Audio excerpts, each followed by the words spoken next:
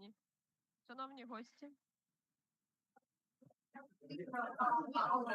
Шановні гості, прошу уваги. Шановні друзі, колеги, гості, прошу вас займати місця. Ми скоро будемо починати. Так, я впевнена.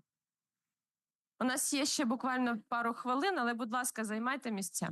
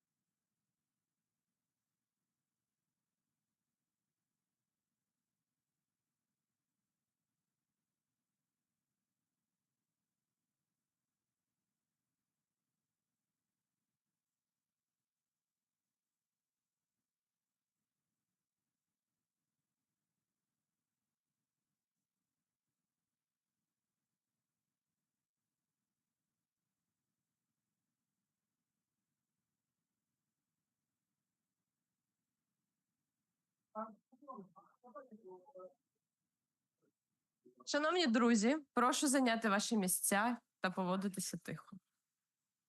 So, dear guests, I think that we should start. some of our guests have very tough schedules, so we need to be very time manageable, okay? Firstly, I will introduce myself. My name is Olena Akimova. I will be moderator of this conference for today and for tomorrow. I'm coordinator for IFU project from Ukrainian side, and also I'm Dean of Sociology and Law faculty. Firstly, I would like to express my gratitude for all of you for responding for our invitation, for joining this event. It's very important for us. We feel your support. It's great. Secondly, I should start from our safety issues. As you mentioned already, we are settled in the shelter. It's okay for your safety. But just in case, if air raid sirens are announced and you are outside of this place, please do not neglect your safety issues and proceed immediately here. Okay. So let us start. Once again, I'm very pleased for joining you this event. I'm very pleased for all of us, our stakeholders and partners from all over the world, and from public authorities, from non-governmental organizations, from academic community, from Ukraine and from abroad, of course, and from business sector, obviously, for joining this event. It is a true honor to welcome such a diverse and esteemed group of participants who bring together their highlights, insights, and expertise to discuss very crucial, important issues on the role of digital education in ongoing and post-war period of economic recovery of Ukraine and region. It's obviously very important, and for KPI, of course, its mission and vision. So let us proceed to our official part. I would like to introduce our co-chairman of this event. Firstly, it's rector of Ігоря Сікорський Kyiv Polytechnic Institute, Anatoly Melnichenko. And his co-chairman, representative of our leading esteemed coordinator of our IFU project from the Polish side, founder of Polish Educational Foundation Perspektywy, Waldemar Sawinski, please. At the moment, I would like to welcome Professor Melnichenko to produce his welcome speech for you. Please.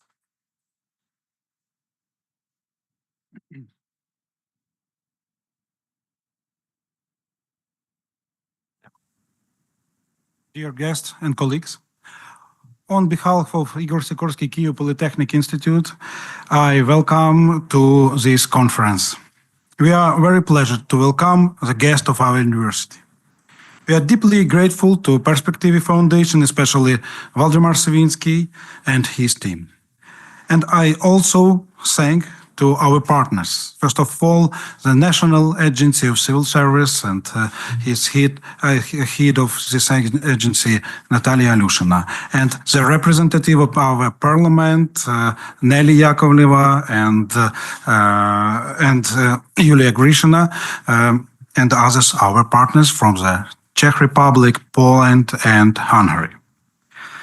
Through this conference, we aim to share best practice, connect with the experts and the organization working in this field, and foster collaboration to address the unique needs of Ukrainian refugees. We will explore various initiatives, resources, and training programs that can help bridge the digital skills gap and ensure that Ukrainian refugees have the tools and knowledge they need to thrive in their new opportunities. The Incubating Freedom for Ukraine project is very important in the context of supporting our citizens and the future of development of our country. It is no secret that our displaced citizens have become an important strengthening of economies West Europe. The digital skills are focusing on today on vital for navigation, the challenges and new life and new country. I want to wish everyone a fruitful work and success. Thank you for attention.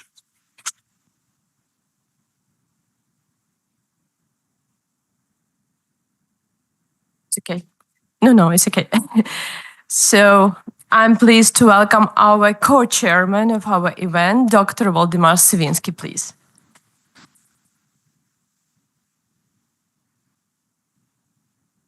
Rektor Melnichenko, professors of KPI, representative of the parliament and state institutions, dear students and guests. It is a great honor for me to be invited to this conference. I have visited Ігоря Сікорського University, KPI, many times, but this is my first visit during the war. We know the brave attitude of students, professors, and graduates of KPI in the fight against Russian aggression. We admire you for this and wish you final success. This will be success of KPI, Ukraine, and the entire progressive world. The Russians must be stopped. Ukraine must win. This is also my first visit to KPI while Professor Anatoly Melnichenko is director. Your Magnificence, I sincerely congratulate you on your democratic election to this important position, important for the university, Ukraine, and academic Europe. I am deeply convinced that under your leadership, the world-famous Ігоря Сікорського University, KPI, will develop dynamically and achieve even higher positions in European and global university rankings. I would also like to sincerely thank Professor Michail Zgorowski for his many years of leadership at the KPI Polytechnic University. I am proud that I had the opportunity to know Professor Zgorowski for many years. We met many times in Kiev, Warsaw, and many European countries. We discussed the development of the academy and the complex world in which we live. I witnessed the development of KPI and was glad that together we could develop new initiatives. The Ukrainian Polish Center, established in 2008 by KPI and Perspective Foundation, served these purposes. I am convinced that the achievements, traditions of KPI will be continued by the new management of KPI, and wish Rector Melnichenko, the newly appointed, and the newly appointed vice rectors and deans, as well as the entire KPI community, every success. Glory to Ukraine, Sława Ukrainie.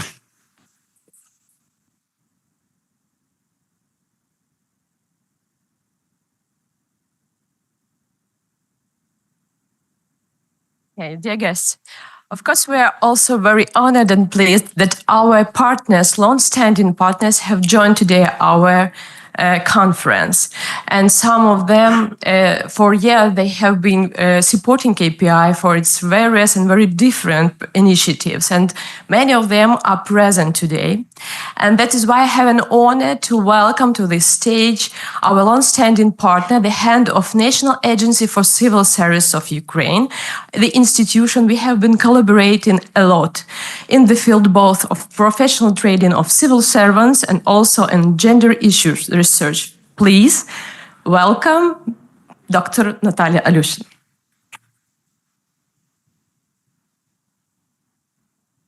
Thank you so much. Thank you so much, dear colleagues, and greeting to all present. Yes.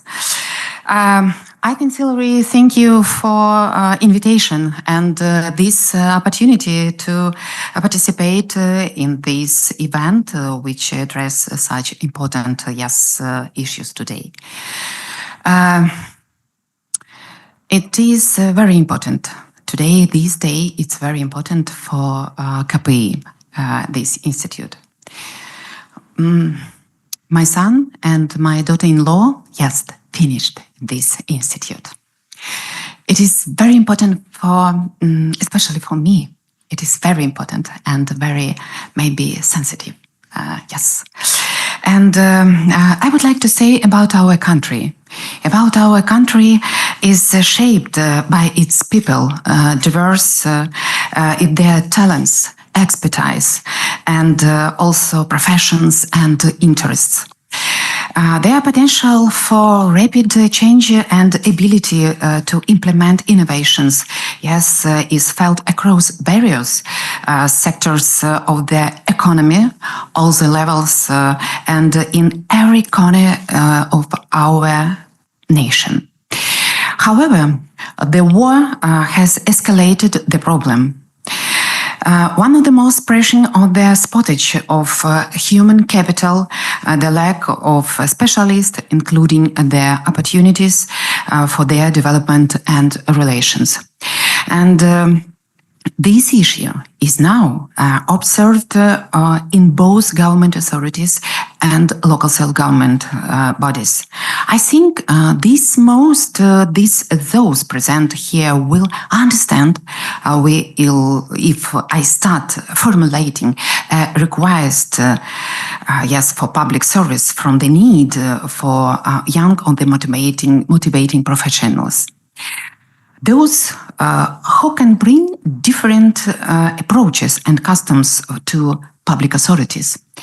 And to begin with, we are currently expanding to potential of various internship program and National Agency for young people of the National Agency of Public Servants in Ukraine. We bring together also various partners and stakeholders to establish communication to disseminate as much information as possible about exciting programs, as well as encourage the creation of new ones. We must remember the incredible potential of our female and male veterans.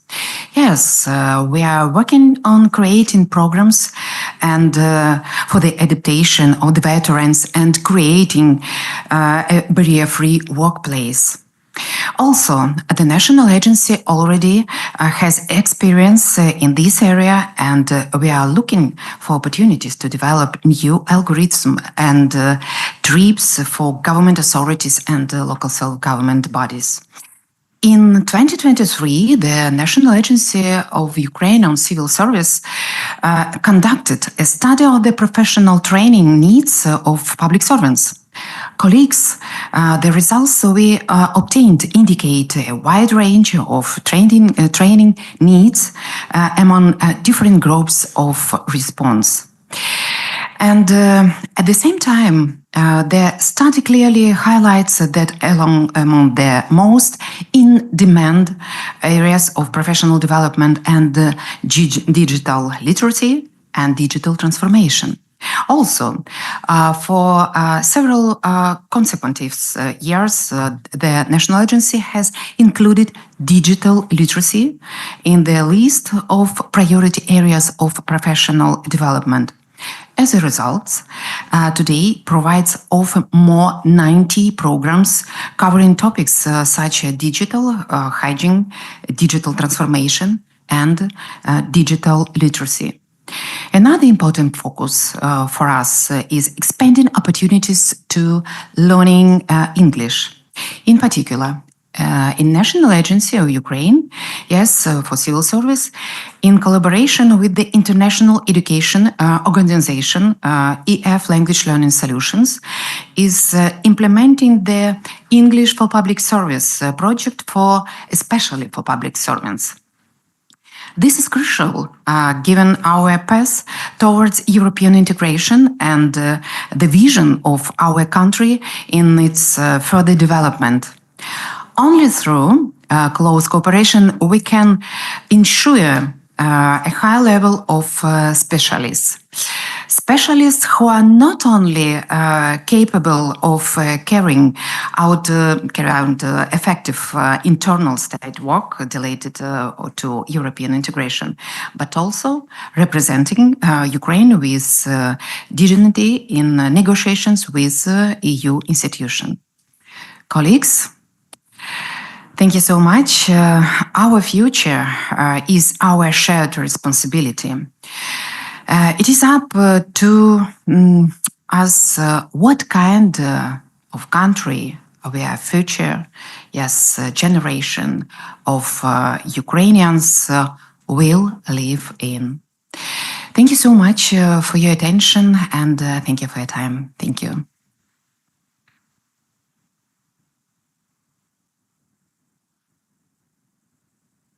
So, dear friends, as we proceed with our stakeholders, I have an honor to welcome our another guest.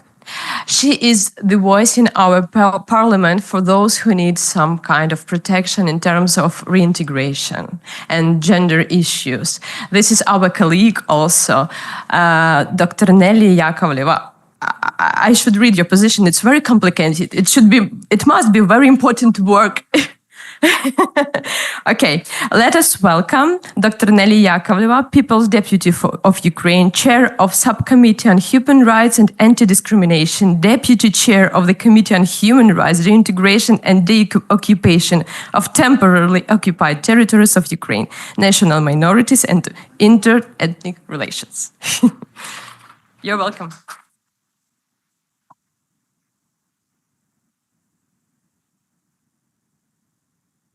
This presentation. Good afternoon, dear colleagues. Good afternoon, organizers. Good afternoon, our partners, and good afternoon, our participants. On behalf of our committee, I would like to express my respect to you. And as Elena said, I also in our committee work with issues of gender equality. And to my mind, the issue of gender equality and the role of women in recovery of Ukraine will be significant in future. But now we have annual conference, Ukraine Recovery, and in every this conference we have special discussions which are dedicated to gender mainstreaming. The participation of women in the recovery of Ukraine is significant. But not only significant is important, because the influence on decision-making process is very important also. Women can take part in all process at national level, regional level, and local level.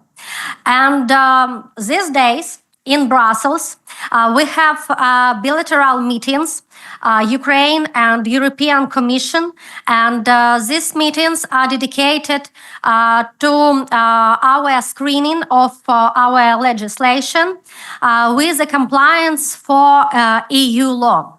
And this is part fundamental, and this part was opened first and will be closed last. This part is about human rights, and the aspect of gender equality has separate chapter in this process. Today was this meeting.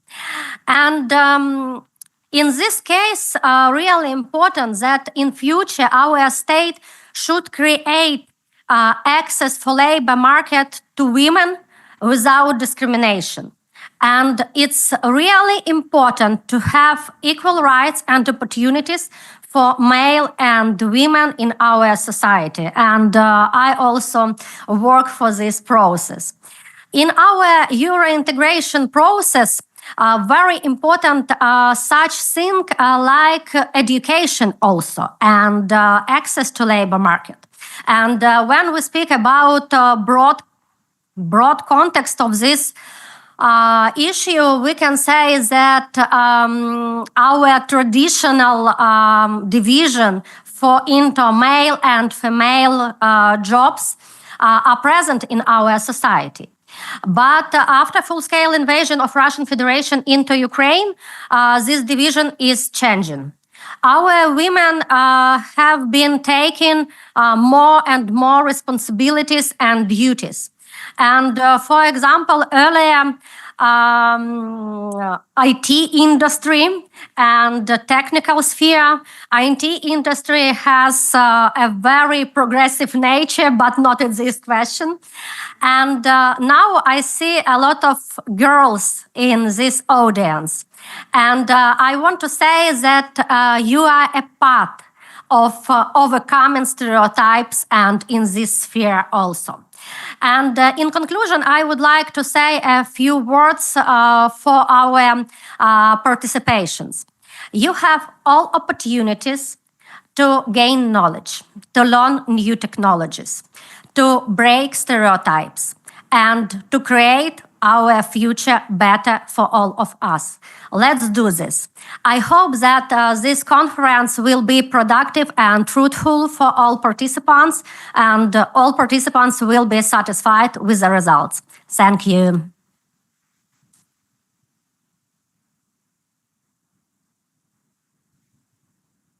So, as we conducting this conference and the framework of larger project, IFU project, I have an honor to welcome on this virtual stage to join us via Zoom, President of Polish Educational Foundation, Dr. Bianca Sawinski.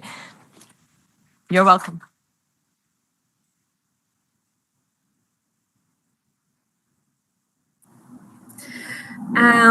Good morning, everybody. I'm very happy that I can join you even in this form today. I'm sorry I'm not in person in Kiev, but I'm a little bit sick. But I wish I could be here with you, with my father, and with all girls in tech here. Personally, Kiev and your university is important for me because I had the pleasure to visit it so many times and collaborate in so many beautiful projects. I have so many memories from your city and from your country. Ukraine is important for me, for us, and for my country.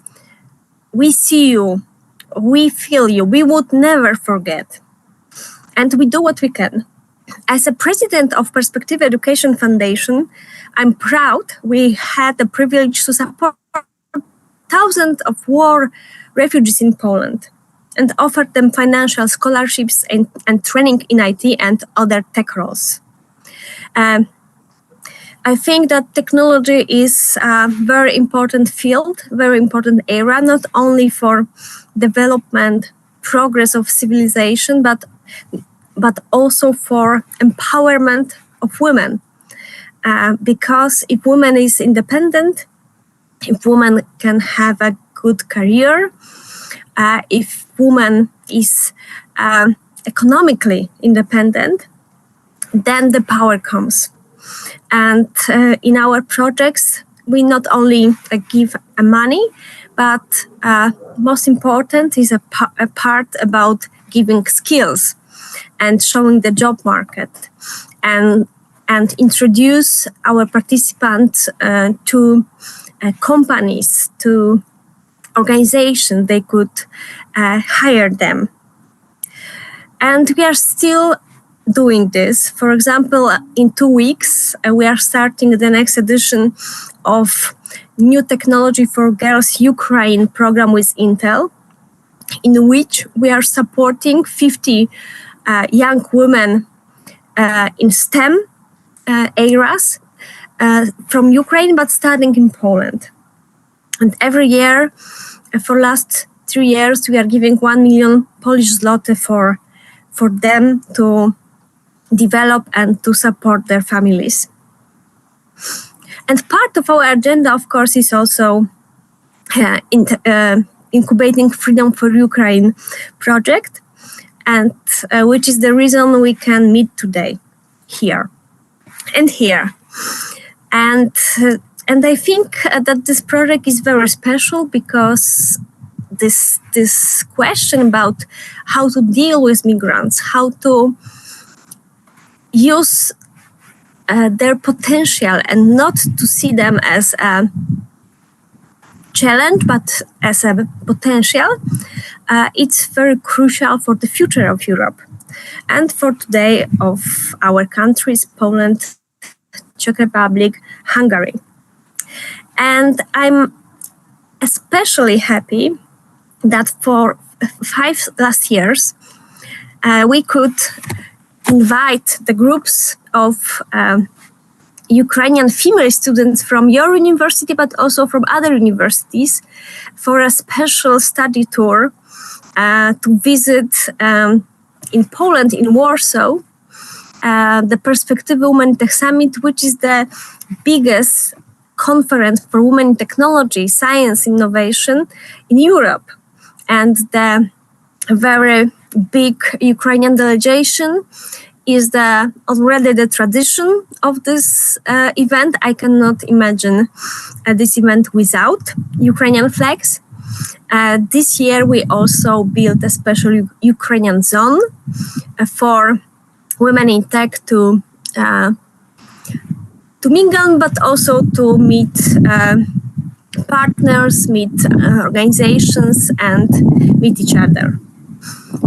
So I'm very happy that Ukraine is always present, and I will do everything to keep it going.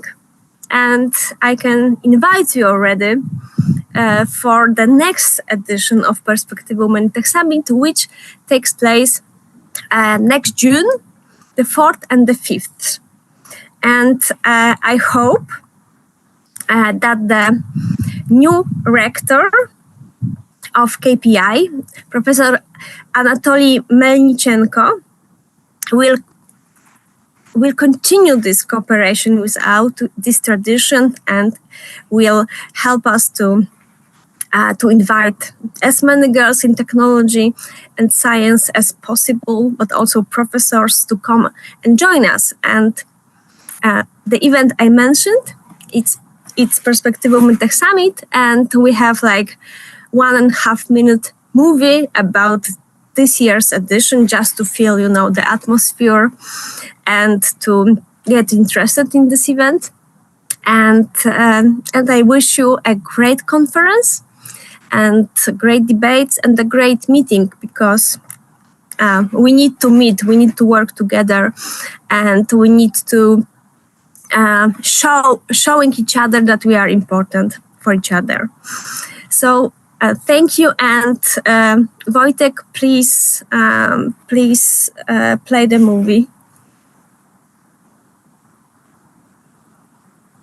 if possible.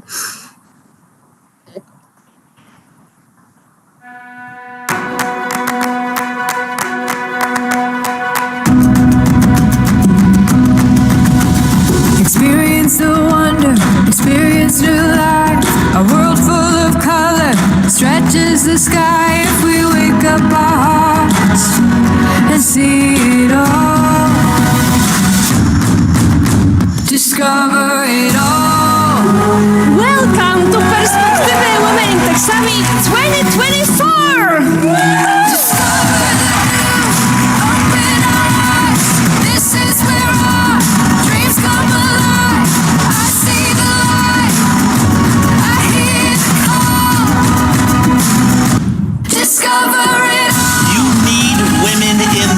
It is in your self-interest to have women in the room. Discover. Unleash your greatness, be bold, don't be afraid to change the reality, and never give up. Discover it all.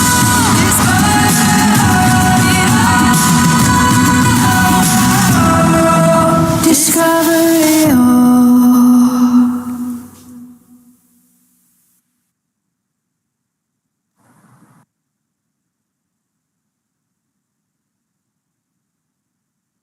Thank you very much, Dr. Bianca Swinsky. And so, at the moment, we are finishing our first official part of our conference. We need some rest, I feel, yes?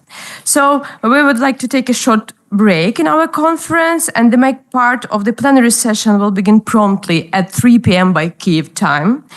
We kindly invite you to enjoy the break and then to join our conference. Thank you.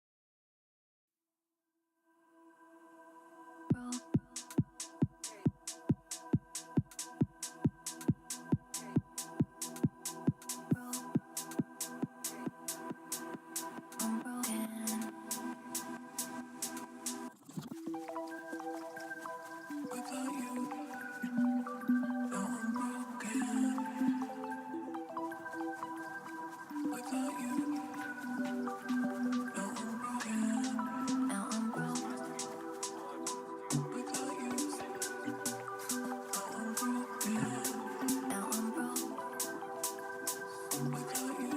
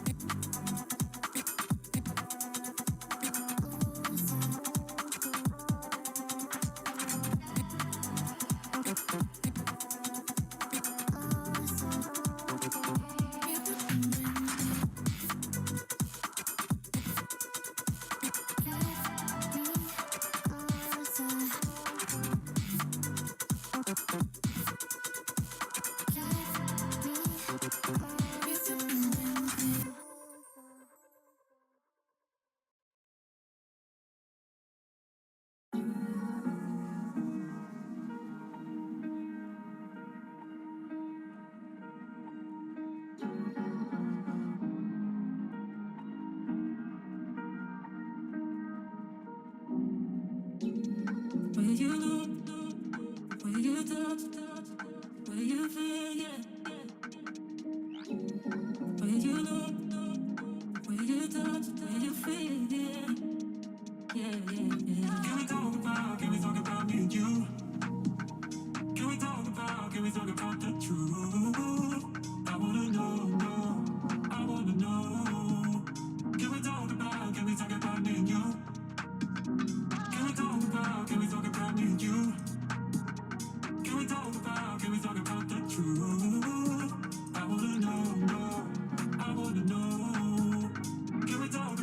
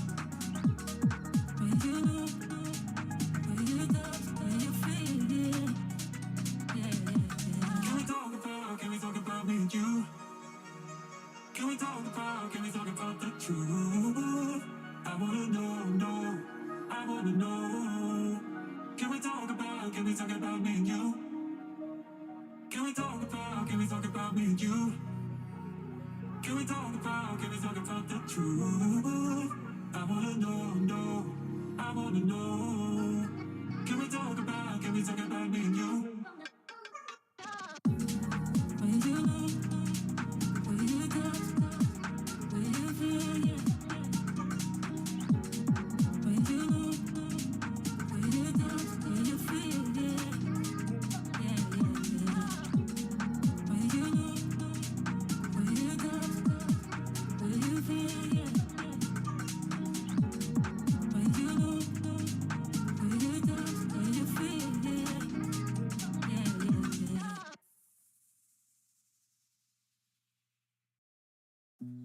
You said that you've been lonely, makes you cold as ice.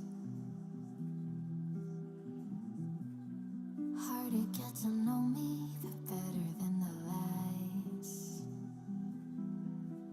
No way I'd let you slip by. No way I'd let you say bye. You said there ain't no reason, but I'll sit here every day, waiting for the moment I won't feel like I should stay. No way I'd let you slip by. No way I'd let you say bye.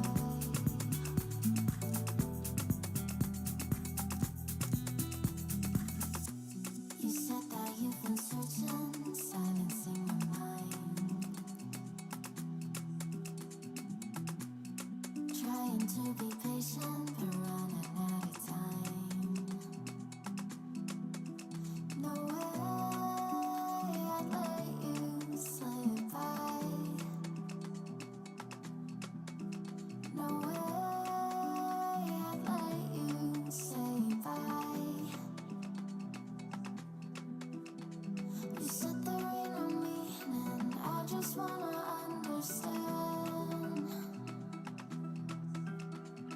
everything that led us here. The teardrops when I hold your hand. No way I'd let you slip by. No way I'd let you say bye. Can we watch it fade, fade away? Can we let it fade, fade away?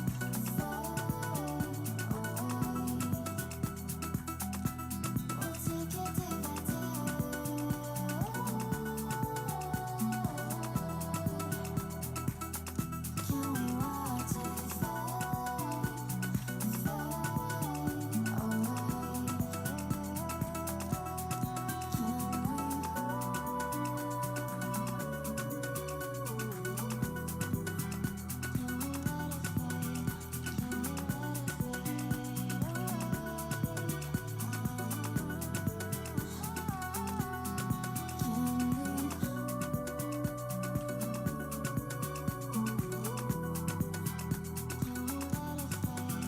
Can we watch it fade, fade away?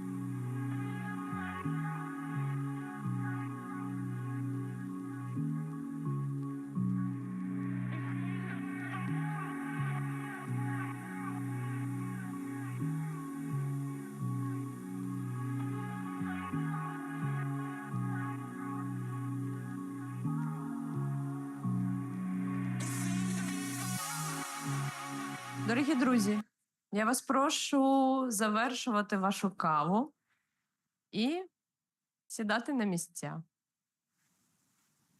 І чай. Dear guests, so proceed to your seats. As we proceed our conference, we will start with some kind of enjoy. We invite you to watch a video provided by Educational Foundation Perspective with some insights from Summer Women in Tech Summit. Let's start watching this video.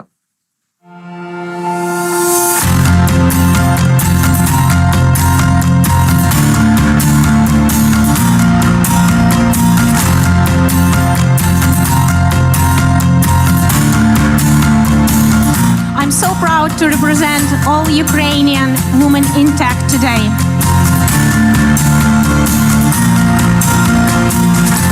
Właśnie jak wyposażać Ukrainę w odpowiednie kompetencje, które będą właśnie tę bazę bezpieczeństwa na przyszłość tworzyły. Скажу вам відверто, я закохалася в цей проєкт з першого погляду. Я дуже вдячна Михайлу Захаровичу і організаторам цього проєкту за те, що мене запросили. Я в цьому проєкті буду займатися координацією наших університетів.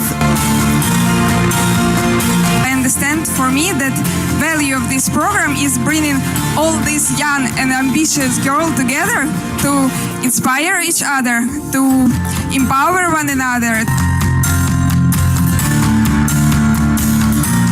Anatoly Melnichenko from KPI. Dear colleagues, first of all, I want to say thank you for our old partners, Фундація Едукаційна Перспектива. Ukraine has been really a priority for many years. We started cooperation with Ukrainian higher education system some 20 years ago. So, as you can see, there are many of us because in Perspective Foundation, we're doing a lot of projects supporting Ukrainian female.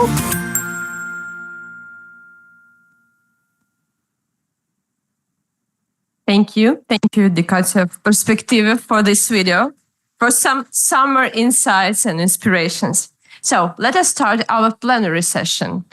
I have an honor to invite, first of all, I would like to highlight that this conference was designed like a platform of interaction and facilitation of different stakeholders and beneficiaries from the different sides: academic, society, non-governmental organizations, business sector, and so on.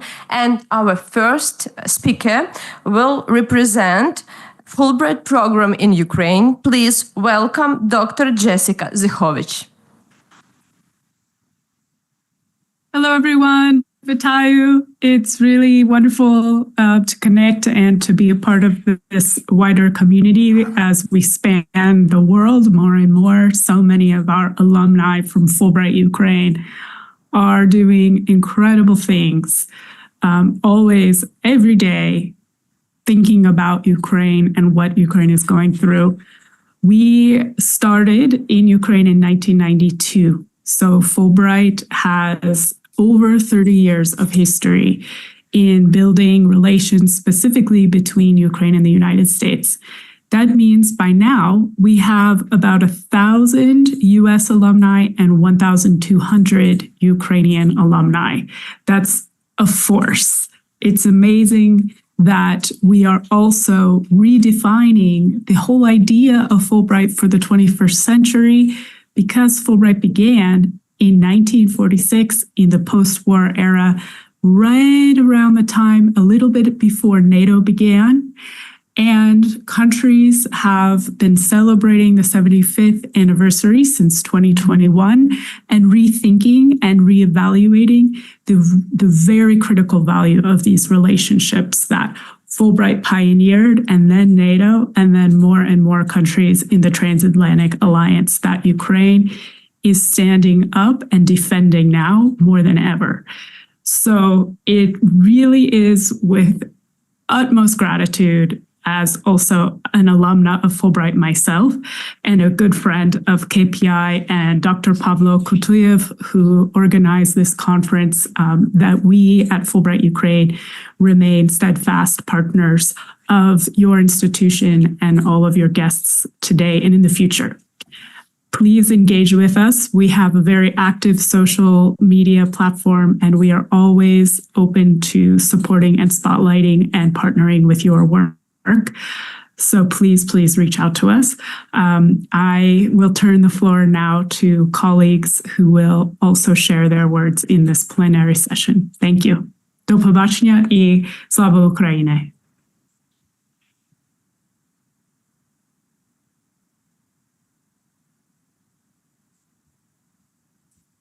Well, thank you, Dr. Zichovich. Maybe some of you have some questions to Dr. Zichovich. We have some time slot for 1 or 2 questions, up to. No, maybe later we will collect and then provide Dr. Zichovich with these questions. And now we proceed with our next guest, very important guest for us because she represents United Nations Women Ukraine. It's Aslihan Askan. Please welcome.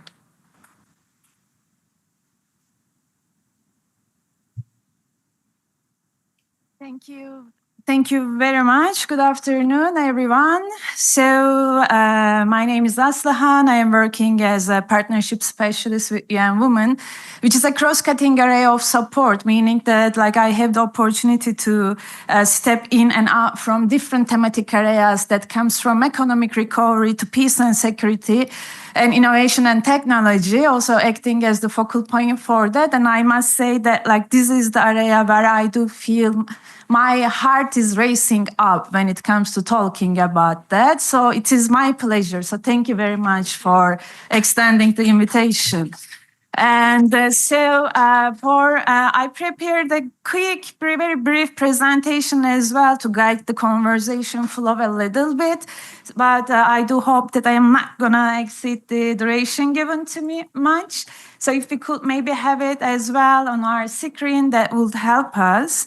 So I wanted to kick off this kind of intervention by also explaining what is the role of young women when it comes to driving innovation and technology. What is the added value that we do believe we can bring with the support of key stakeholders such as the university, private sector, civil society, and also the students, individuals that we are serving too. And if we could go so this is an overall the framework where we do see the added value actually. So how we are trying to advance, accelerate the recovery, a gender responsive recovery in Ukraine. We are looking into 4 different areas of work. The first one around the topic of gender gap in digital access and skills, where we are trying to increase the opportunities for more and more women, especially those living in the marginalized communities, isolated areas, to have learning opportunities. Second one, it is the pillar that I will be focusing on as well, with elaborating on with a couple of words more, is the inclusive innovation ecosystems and digital transformation. Usually when I do have a kind of opportunities at the universities, in my mind, I tend to kind of associate it a lot with the first pillar.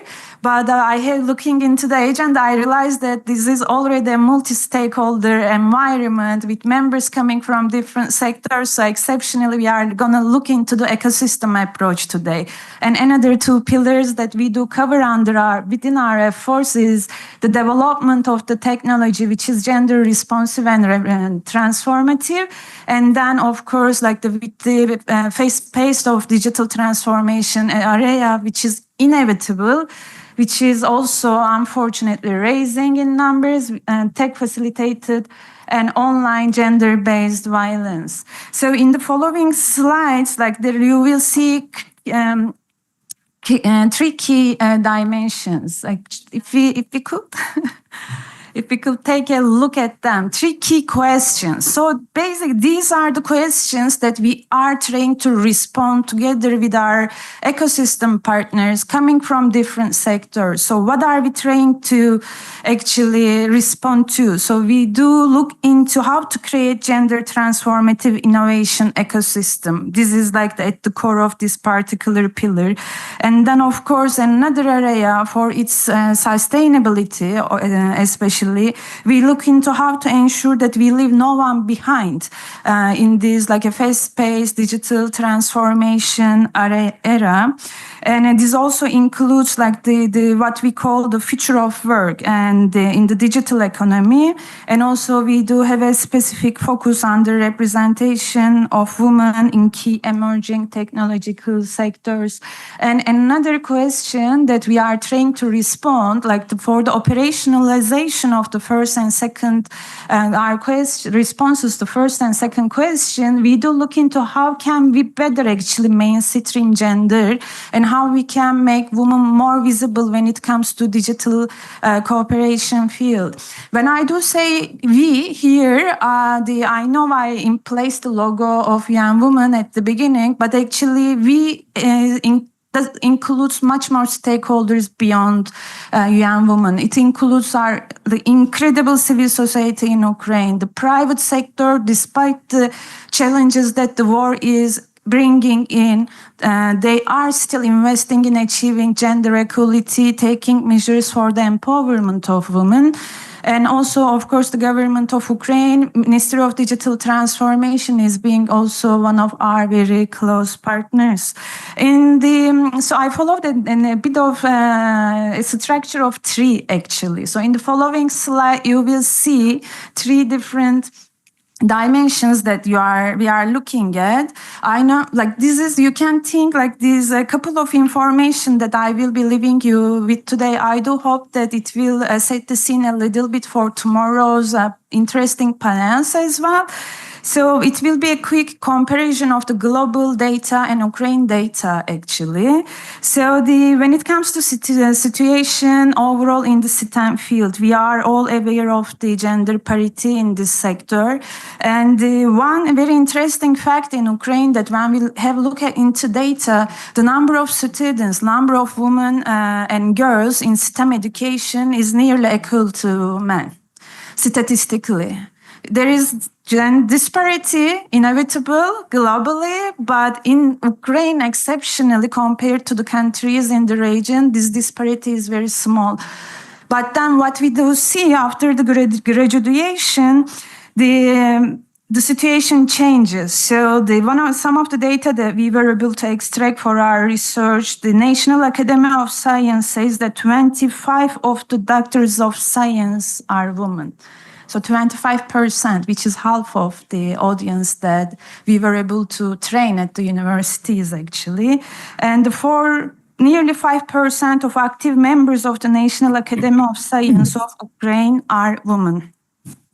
So this is like compared to the global trends, this is a common trend that we do see globally. And overall as well, globally, the female workers make up like a very small like a quarter of workers in artificial intelligence, about 15 in engineering, and nearly 10 in cloud computing. And this is alerting.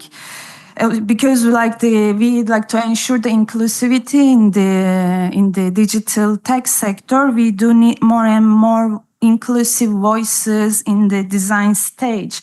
Another dimension when we are trying to address these issues is when it comes to digital skills. Again, Ukraine, compared to other countries, I think globally even, when it comes to digital skills, it impresses me that when we compare the data from 2019 with the latest data from 2023, even there have been around approximately 13% of improvement in the digital literacy of the general public, which is despite the war and despite all the challenges that have been coming in, the literacy when it comes to the digitalization, it has been increasing.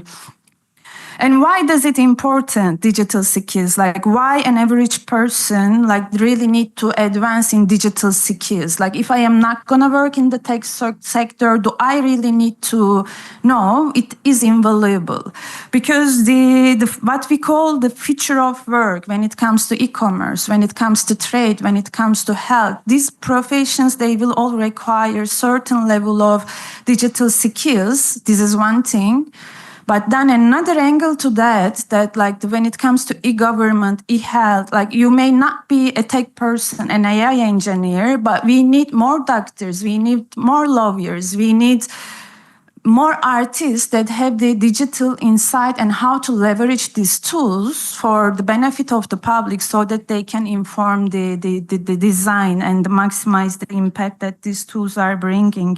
And the last one, of course, when it comes to digital policies, women's participation in the digital cooperation, which is an area that I am passionate about.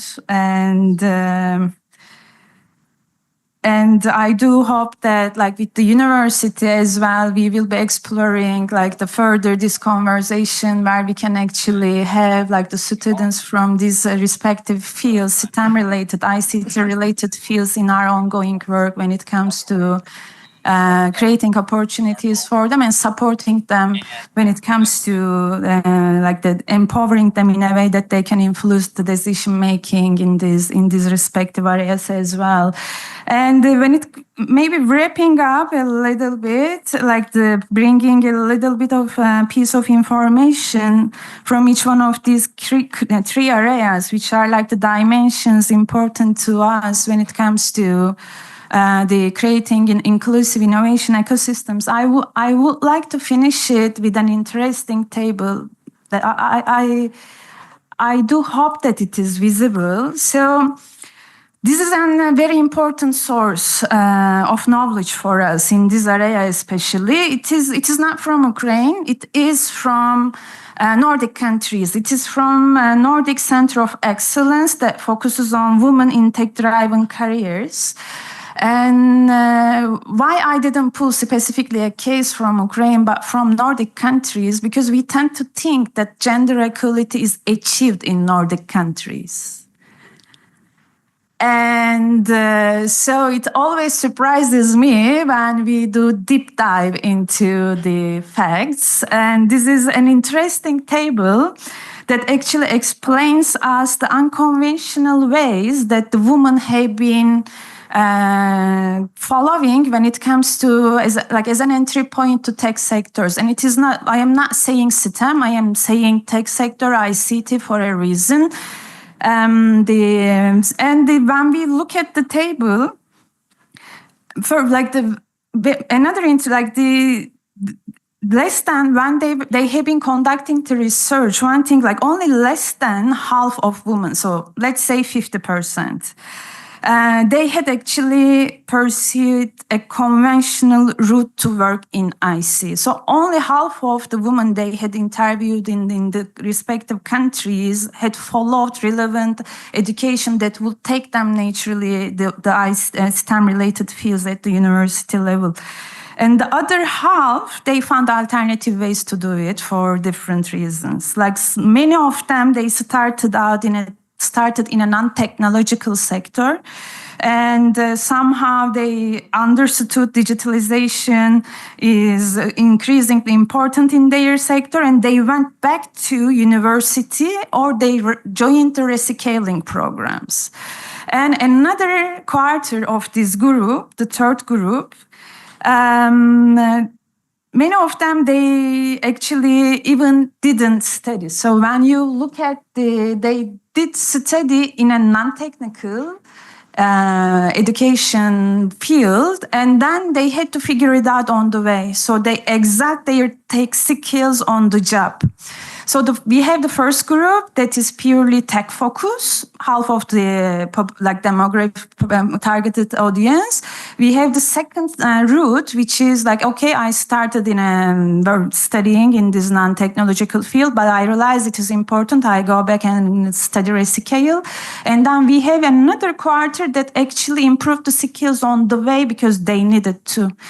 And if you have maybe today 1 minute after this session, and if you go to Google and just like look for the women-led tech companies, you will see some very incredible names, and you will see that most of them, they come from non-technological degrees, but they managed to advance it on the way, and it took them to create patented innovations. And I think like if we can go one more slide. So I will finish it here. And I called that one as widespread assumptions. So these are like the very general public assumptions when it comes to women's role in innovation and technology. And so the first one that we all keep hearing, the girls and women are not interested in technology. So do they really not interested in technology? Only in the country that we are in right now, we do know that like the number of students in tech and STEM-related fields are nearly equal to each other. So this shows that this is nothing beyond a stereotype, and it should be the common responsibility of all the stakeholders to overturn that. And then gender equality has been already realized. So if the number of women innovators are only a quarter, it is their free choice. Is it really?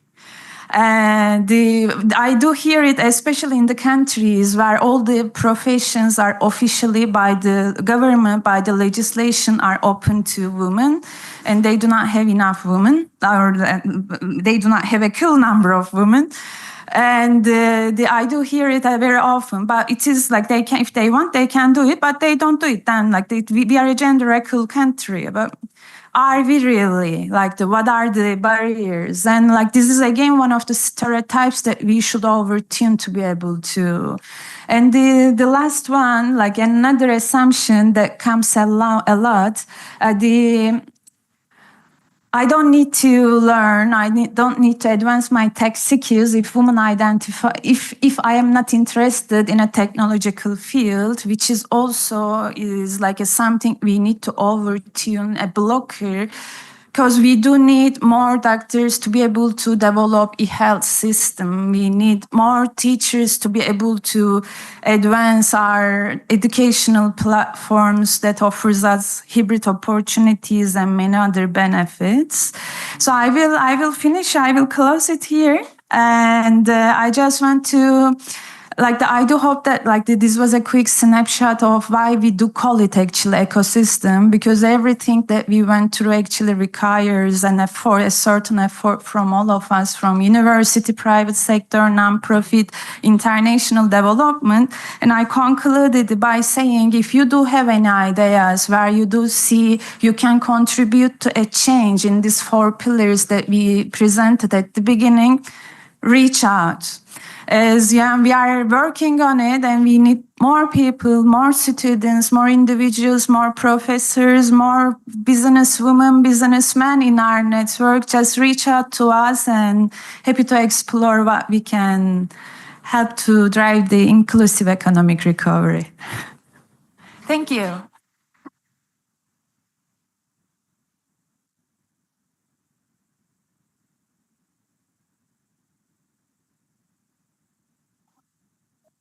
Dear guests, you have a very unique opportunity to ask questions to a representative of UN Women. So feel free. Maybe you have some questions. Questions? No? Yeah, please. Many thanks for your presentation. Surely my question is maybe some controversial. Learning and science in digital era has both pros and cons. On the one hand, digitalization fosters diversity goals for educational process and learners for university management. On the other hand, we can see that inequality in education is growing. And so, could you make some vision, or could you share us some vision on what should policymakers do? What actions should them take, and what actions should them to avoid to foster this? This is such a topic that I think we would successfully even not be able to cover in a 1-2 day dedicated session. But I would be happy to share one useful tool that you can find responses not only to this specific sector field, but also in a larger framework. We do have an intergovernmental program that we call the Convention of Women and Girls, and it is coming together every year in March at the HQ level. What is happening that hundreds and thousands of people from the governments, from UN agencies, international development schools and universities, they are coming together to discuss around one very specific dedicated theme. And they do specifically have these discussions to draft in key recommendations for different stakeholders, looking into bad and good examples about what can be done. And in 2023, it is called CSW 67.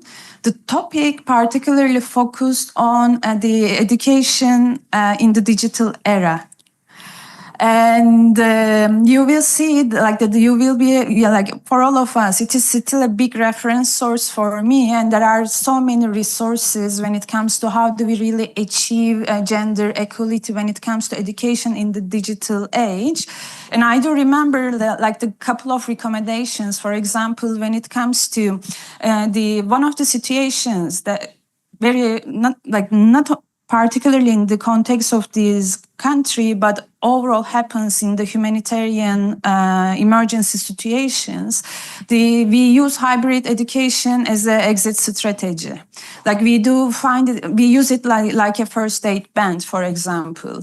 So suddenly everything is switched into online platforms without really carefully considering, do we really secure enough resources for those who maybe do not have access to technology in under their hands, at handy, can they really benefit from it? We don't really make sure we are investing enough in that, but we do enable all these systems to be able to deliver the solution. So an example to that, but again, at the end, what does it take back to? It takes us to actually having an ecosystem approach, right? Having people, having a nonprofit organization in the table that works with the parents very closely at the community level, maybe would help us to remember that not everybody might have good access to internet at their home place because they do suffer from other emerging needs. Or having a private sector in the table would raise the question of, okay, we are ready to donate this number of tools for these people to benefit and access to, so that we do not create another inequality when we are trying to advance education. An example.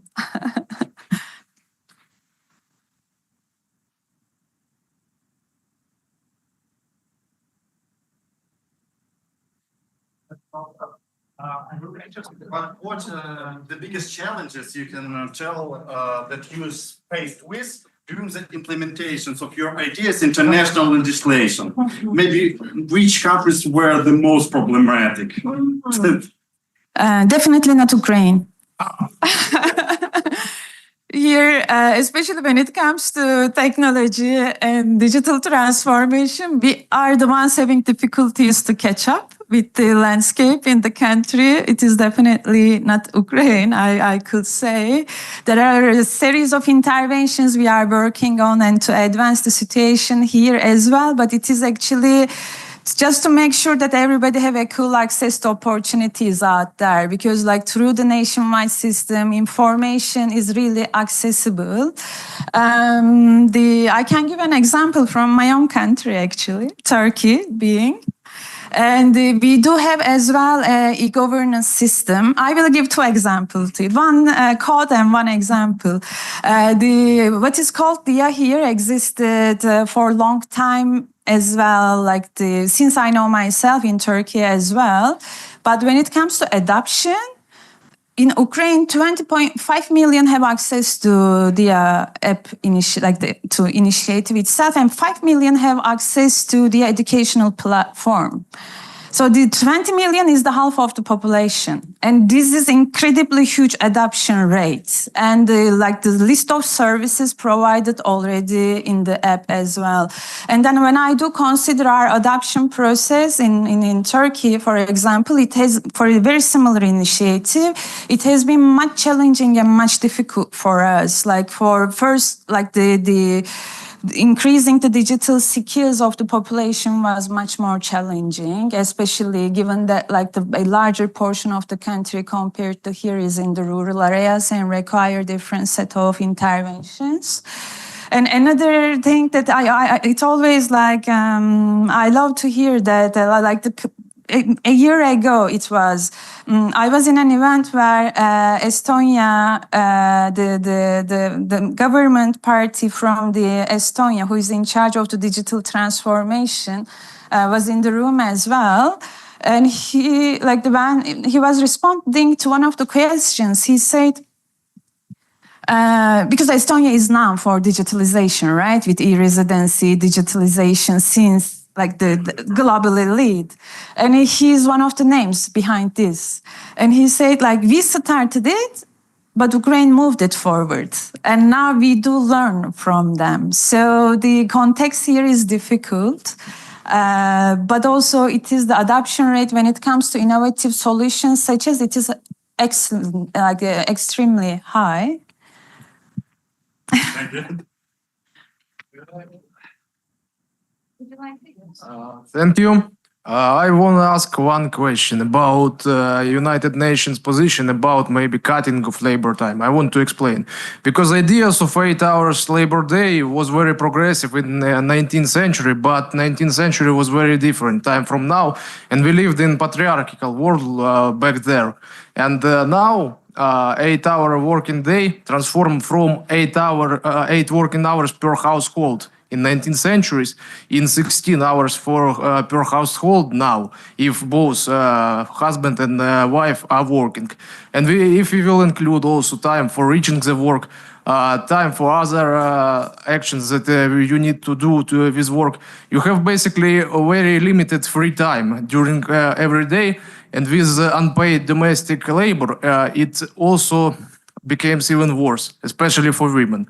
And what I want to ask is what is common wisdom of United Nations about maybe ideas of cutting labor day, because there is some experiments in some countries, especially in the European Union, that already proves that cutting labor day from 8 to 6 or maybe 4 hours, it not decreases productivity of labor. It workers show same results with cutted labor day or labor week, but they have more free time. And I wrote a report from United Nations that on average, women spend twice more time for unpaid domestic labor than men. So even if this tendency will stay same, it will decreasing of labor day or labor week will make a chunk of this unpaid labor time smaller per capita. What the United Nations think about cutting labor day or labor week? Thank you.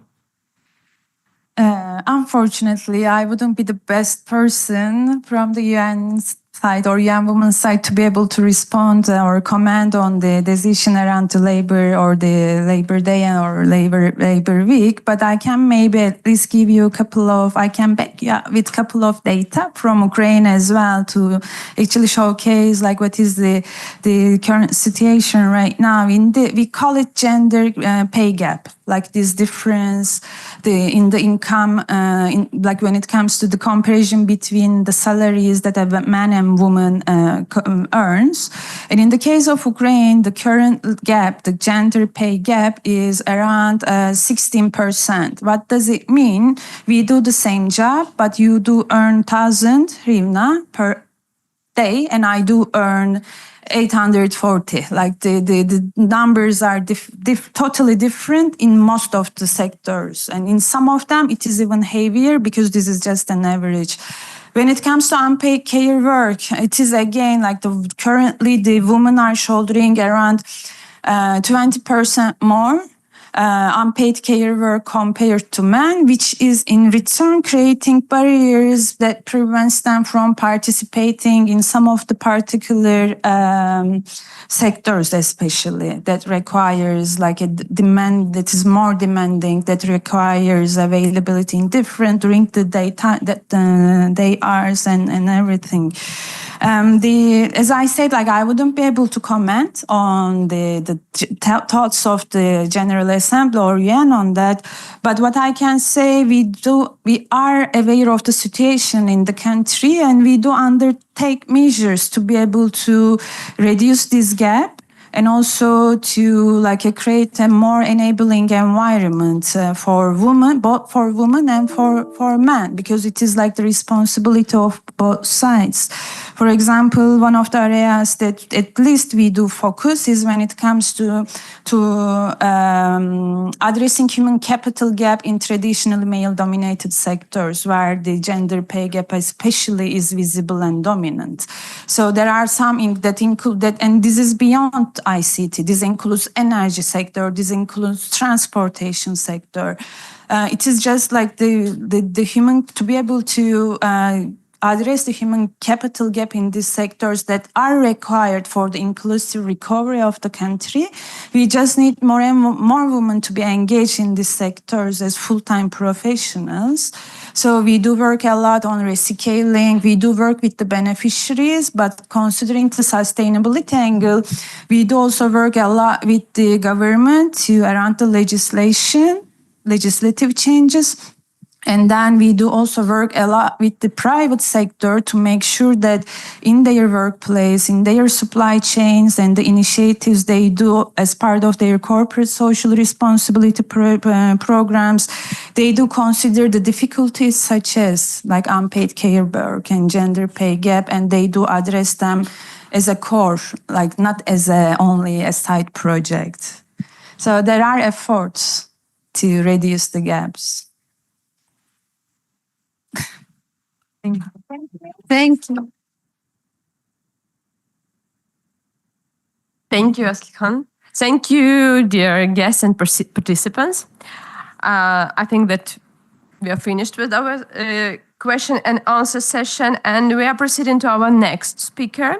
It's a representative from USA, North Carolina State University, Professor Jennifer Carroll. Please welcome her.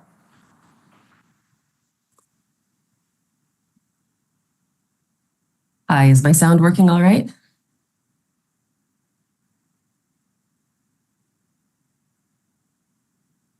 Folks were able to hear me? Yes, okay, thank you. Good morning. So I'm very, very excited to, well, it's morning where I am, excuse me. I'm very excited to be here today, and I want to offer my deep gratitude to the conference organizers for allowing me to be here. I offered to provide something possibly a bit different, although perhaps my colleague Jessica Zajkovic will also have some thoughts along the lines of the ones that I'm sharing. I am an anthropologist by training and by discipline, a cultural anthropologist. And so even though much of the work that I do does touch very much on issues of gender and uses of technology, I wanted to offer something a little bit less concrete, but I hope equally practical and useful to this conversation. I feel it's often the prerogative or the desire of anthropologists, especially American anthropologists, to attempt to complicate things. Sometimes that doesn't always make us the most popular speaker, but we have a saying in American medicine when new doctors who are training and meeting new patients and trying to diagnose the disease, very often the young doctor will be excited to discover maybe an example of some very rare illness. And the piece of advice that's often given to them is when you hear hoofbeats, when you hear tick-a-deek, tick-a-deek, think horses, not zebras. It's typically going to be horses. And the anthropologist often has the job of trying to explain why it might, in fact, be a zebra. That's what I'm hoping to do at the moment. So, thank you very, very much. I appreciate it. Thank you. When I was first asked to speak at this wonderful event about digitization and gender and rebuilding in Ukraine, a very firm image came into my mind. And that is an image that I first gained on February 26th, 2022. I was on the phone, partly on video chat with my friend Yana. Yana was someone that I met in Kiev in 2010. I believe I've known her for a very long time. And she was the first person that I spoke to when Russia's war began and Kiev started being assaulted by missiles on that morning in February 2022. Several days after that began, she was able to leave Kiev. She was able to go to a much smaller town where her family lives. Unfortunately, that small town was very near an important military object, and so she experienced no relief from the bombing when she was there. And 2 days later, on the 26th, that night when we spoke, she was in a bomb shelter in a basement of her parents' building. She was there with her entire family, her brothers, her sisters-in-law, her nieces and nephews. And the thing that she was doing down there was being on her personal computer, logged in to her company's website. She works for an international company that has offices in Kiev, and she was doing payroll. She was calculating salaries and taxes and preparing direct deposits and doing this sort of work because, I don't know, because what else are you going to do when you're in a bomb shelter trying to understand what is happening on the second, third, or fourth, or 1,000th day of war, and because no one else was really going to do it, I think, and it needed to be done.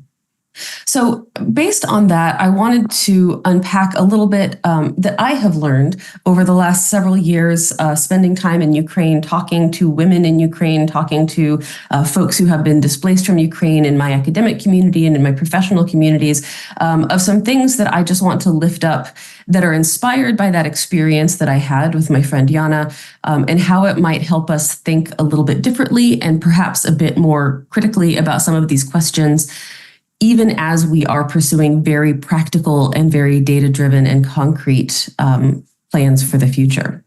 Right. One is an observation that was made to me by another academic in Kiev, which is I think is very apt and very much aligns with all that I have seen, which is the way she put it was the psychology of those who have left Ukraine is not the same as those who have remained in Ukraine. And when I asked her about this statement and we unpacked her meaning a little bit further, what she was able to clarify for me is that very often people who have left Ukraine and not returned, or people who left Ukraine very early, were people who had a couple of things happening. One, they had a very, very real concern for their safety or the safety of a dependent, a child, when they left. And two, many of them actually did experience of the war very early on. So even though those many who have stayed in Ukraine have also experienced this, especially over the last year or so, many people who are abroad have very early, and compared to people currently living in Ukraine, relatively older experiences of fear and trauma and violence that have made it very difficult for them to return. Two, that the experience of going abroad and returning to Ukraine, not returning to Ukraine, or having a split life between two places is becoming more and more a female experience in Ukraine. So thinking about what it means for women to be away, what it means for women to decide to come back, and what it means for women to decide, when will I actually leave? Where is the red line that will happen that will drive me away from my home? And I'm aware that I'm talking about patterns that we're all familiar with, but I think that there is something really important about the experience of being able to make that decision as a woman who is able to cross the border versus being a man who is not allowed to leave because of military rules. It simply means that the decisions you have to make are different. The questions and the details that you have to weigh in making that decision are different, and the lived experience of it is fundamentally different. I am also thinking of those, well, in the United States, especially when I talk to my students here, one of the things that I really, really enjoy sharing is how much talent there is in Ukraine. There's many, many ways to discuss this, but one of the ways in which I have found really interesting to discuss it is by describing all of my friends who are in the Ukrainian army. My friends in the Ukrainian army are authors, they are filmmakers, they are sociologists, they are graphics designers, they are marketing experts, they are talented professional individuals who have taken up this new cause, totally upended their lives in order to defend Ukraine, and are doing something really remarkable. We know that there are men and women both in the army. However, I think it's a non-controversial statement that there are more men than women in the army. And so we have women with these same skills, women who are sociologists, women who are filmmakers, women who are programmers, women who are graphics designers, who are home and are with dependents, dependent children, dependent parents, and the stress of balancing those two things now that they may be the only adult in their household, now that they have lost the sheer presence of other spouses, brothers, husbands, sisters, wives in the home, tends to be I think a much, much larger burden on what they're doing. And so I say all of these things not in an attempt to provide, I think, a new sort of revelation on the current situation. I do believe that I'm discussing things that we are all already very familiar with and we already know. What I want to emphasize, though, is how these differences in experience, even if we have similar skills, similar talents, and similar energies and interest in building the future of Ukraine, the lived experiences that have brought us to this point are going to be very different. Gender is one large way in which that experience is going to be different for a lot of people. Not for everyone, but for a lot of people, because gender will have shaped all of these choices and challenges and stresses that we have been able to survive through for the last several years. The last point that I want to make also is that in my time in the American Academy, I have had the extreme privilege of meeting some of the most incredible Ukrainian women who have received fellowships to come abroad, to finish graduate school, to work as professors, as teachers in the United States, especially fellowships that were created during the war.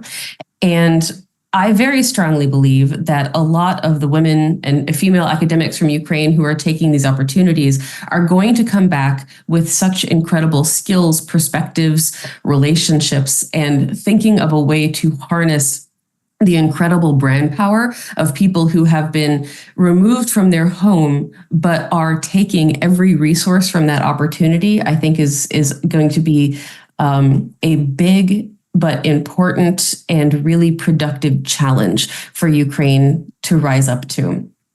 And I say all these things because, again, as an anthropologist, I also have training in sociology and epidemiology. I know we have other speakers on this panel who are presenting to you detailed analyses and concrete numbers.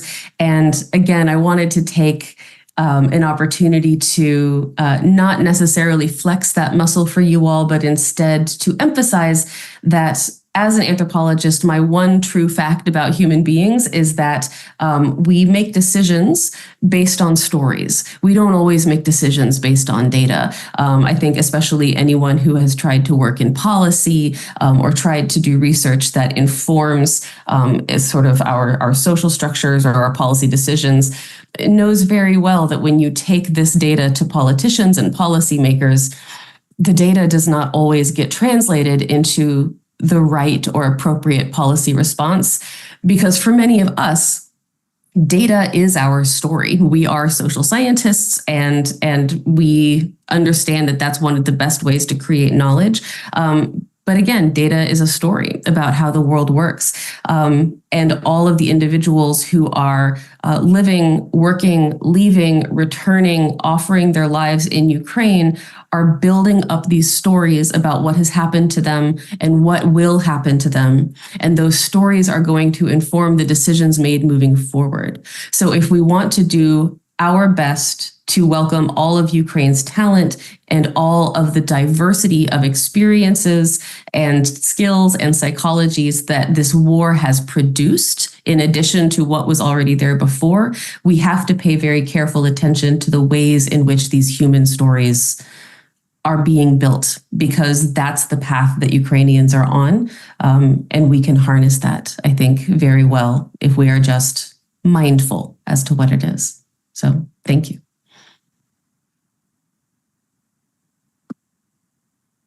Thank you. Thank you, dear Jennifer, for your brilliant speech and motivating insights, truly. So maybe some of participants have questions for our speaker?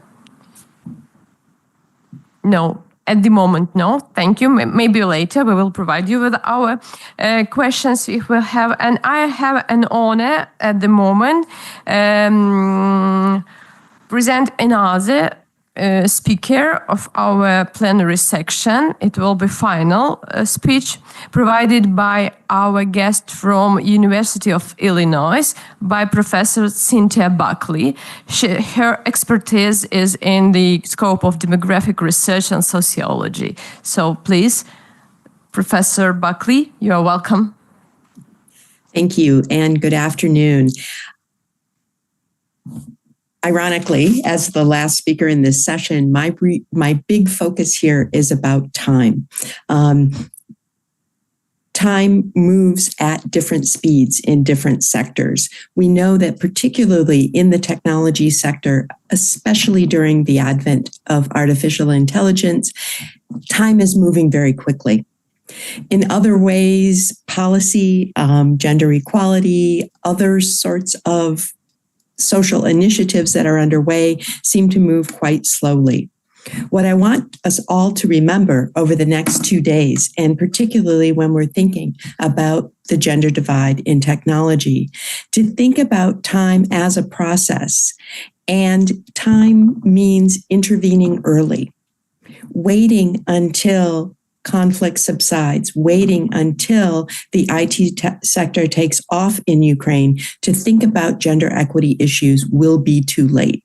And so I really applaud the university, as well as all of you who are in attendance, for thinking about how critical interventions can be made early in the foundations of the post-conflict economy for Ukraine. Because unless gender is thought about in those foundations, it will, as history shows us, never really be addressed. So wonderful topic. Congratulations to all of you for showing your interest in it. And I really appreciate this opportunity to speak to you today. The first element I wanted to bring up is this idea of global digital divides. We know, particularly in the post-COVID world, that the digital divide between male facilitation and access to technology in comparison to females is quite prevalent in many countries around the globe. Our experience with COVID and online teaching amplified the existence of differential access, with female students globally falling farther behind and more often reporting a lack of access to online learning. Interestingly enough, because of digitization in Ukraine and because of a focus on access, Ukraine really stood out as one of the few countries during COVID that did have a slight educational divide with online learning, but the gender differential in most regions was not statistically significant. So the tact I want to take here is that Ukraine has the opportunity to come in and make foundational decisions to increase gender equity in the tech sector and play upon their unique experience to provide really useful global examples for other countries trying to address gender inequity in tech. So We know that in terms of the global divide for Ukraine, this is particularly fitting because tech will be playing a major role in the post-war economy. There will be a huge opportunity for people with programming knowledge. The financial sector will require enormous inputs from IT, communications, rebuilding, reconstruction.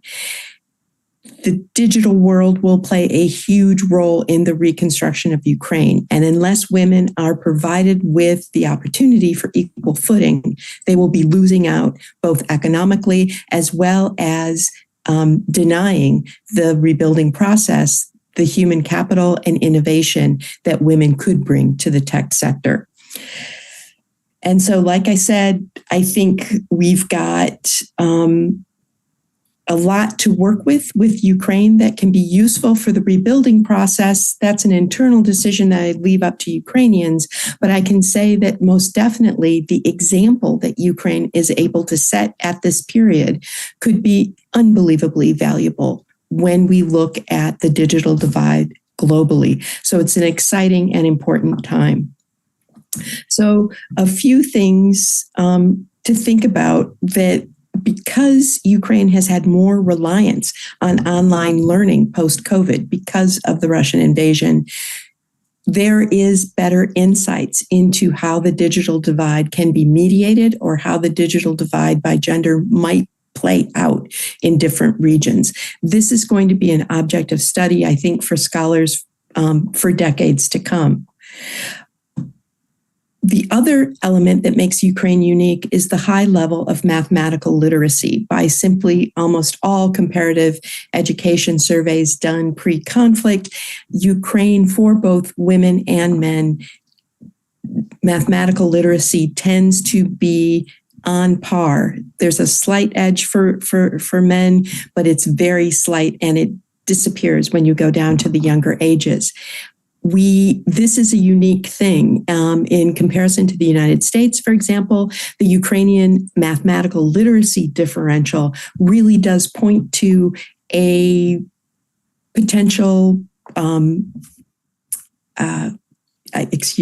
does really point to a potential source of power for pursuing gender equity in tech. And that's really exciting and again, can really inform global debates.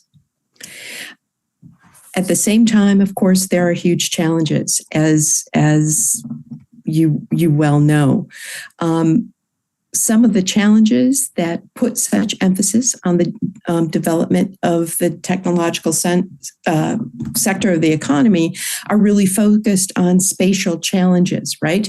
The demands are great, and infrastructure is not always completely reliable. It is not consistently available, but we can also think about the spatial elements in terms of a challenge that can be overcome, whether that means getting women out of the home and caretaking roles and into educational opportunities, be they online or physical, but also places closer to the line of conflict and farther away from the line of conflict, and indeed including the enormous number of Ukrainians temporarily abroad.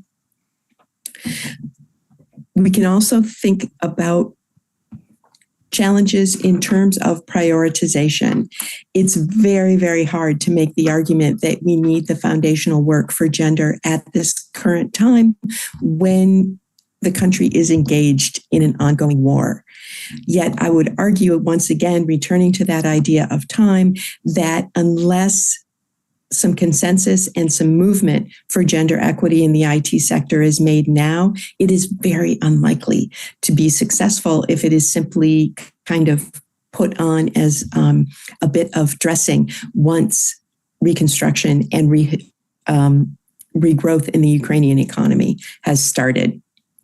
So given that, kind of very judgmental initial assessment, I wanted to talk about some paths forward. And part of this is related to my previous position as a sociologist at the University of Texas at Austin. Silicon Hills is a major tech center. And with my students, we did many projects with Dell Computers, with Apple, with Samsung, because these companies realized they really had a gender problem. In some cases, there were sectors within Dell Computers in 1995 that were 90% male, and Dell themselves realized that this was going to be a problem as they were entering a very competitive labor market. So a couple of paths forward to think about. First, I think we need to really think about context and conceptual work. This is particularly important when we're thinking about gender differentials. Oftentimes, women in tech actually are focused in content. They are not engaged in coding. They are not engaged in product development, but rather human resources, marketing,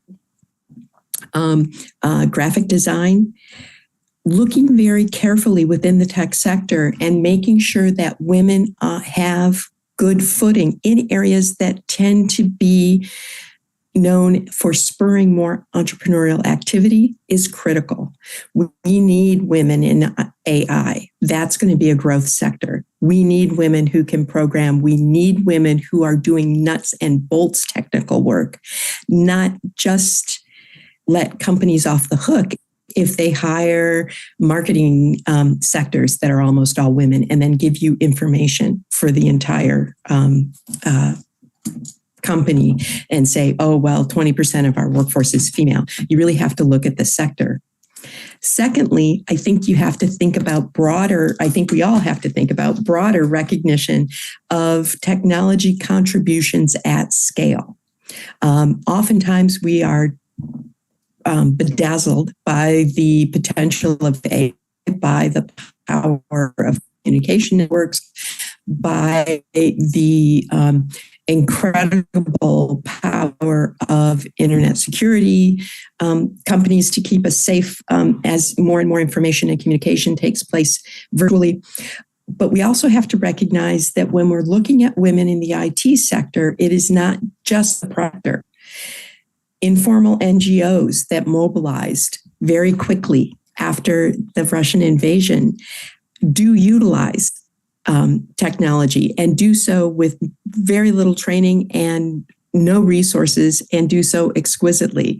Massive phone trees that have been built, particularly by my colleagues in the WHO cluster, that can immediately put them in contact with other regional healthcare providers when they run out of one or two types of supplies, address that supply chain issue instantly, are incredibly impressive.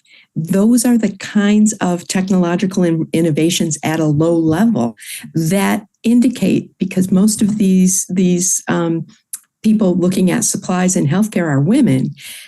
Women are capable and they are innovative and they are able to use technology. We're just not always facilitating recognition of that low-level technology utilization, as well as providing conduits between somebody who can set up a supply chain solution like that being recognized as a potential hiree by major tech companies. And that's something to keep in mind. Where are women within the tech sector? We need to think about the service sector, not just healthcare, but also reporting websites and registration websites. We need to think about the government sector. But I would argue that if we're thinking about economic equity, one of the biggest focuses that's useful is the private sector. So in preparation for this fantastic conference, I just did a tiny little bit of research that I would encourage a bright young student to pick up, and I'd be happy to send you my notes. Looking at the top tech companies in Ukraine right now, just going through their websites and seeing that in many of them, there is not a female face. In many, like EPAMS, which is a great company, by the way, there is one woman. And we find that, or at least when I looked at the top 35 IT firms in Ukraine, 30% of their websites had one female employee's face on their website. We need to hold the private sector accountable. How so? Demand.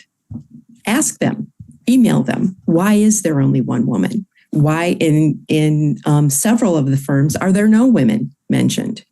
What are they doing to encourage networking with women? One of the strangest examples we had, my students came together, they did a big labor market assessment for Samsung, and I spent all day going through the results of my students' work with the executives.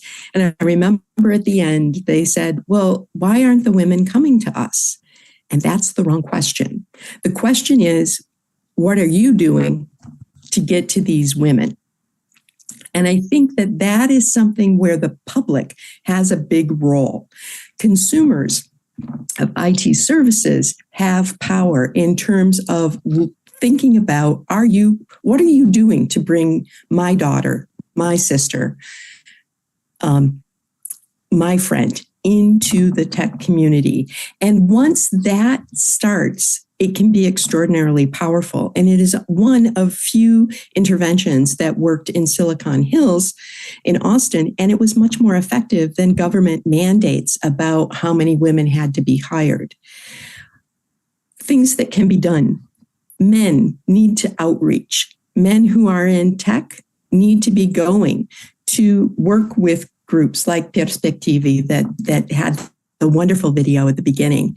They need to be encouraged to go out and recognize that they are missing enormous reservoirs of human capital that could be extraordinarily productive for them, to go out and build those bridges. Because in recent surveys in the tech sector, and this is throughout Western Europe and North America, 80% of hiring is done through networks. If those networks are determining who gets hired, we need to make sure that women are included in them. And for now, we know from other examples, they're not. That may be something of interest to Ukraine. I think we also have to remember that AI must include women. And as companies begin to evaluate this sector, and there are already many companies in Ukraine that are extraordinarily active and doing wonderful work in this sector, very few of them incorporate women in roles other than marketing, HR, and some limited access to graphic design. Unless women are part of the development of this new technology, we are all globally losing a lot. And that's why, again, I congratulate our organizers for this terrific conference. I wish you all well, and I look forward to the lessons that Ukraine can offer the rest of us in addressing the gendered digital divide. Thanks so much.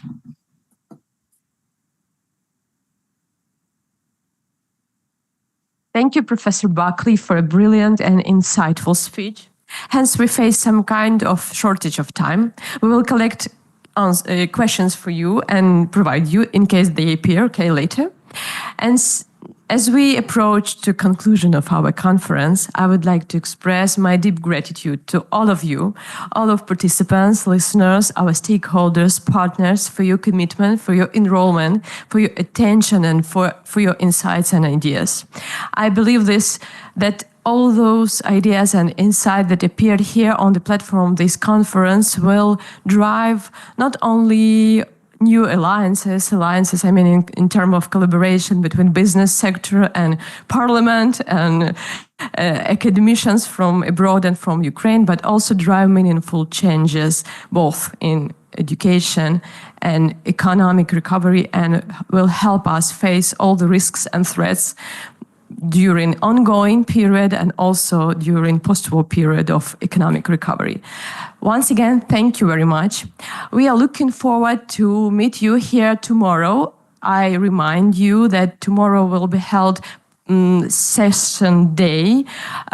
It will be divided into 4 parallel sessions, and registration for session day will be starting at 9:30 tomorrow here in Shelter.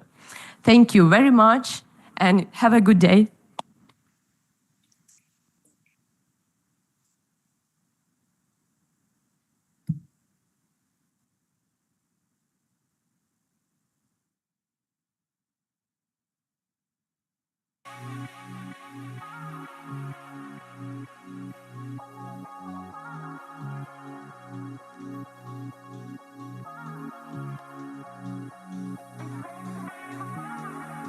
Recording stopped.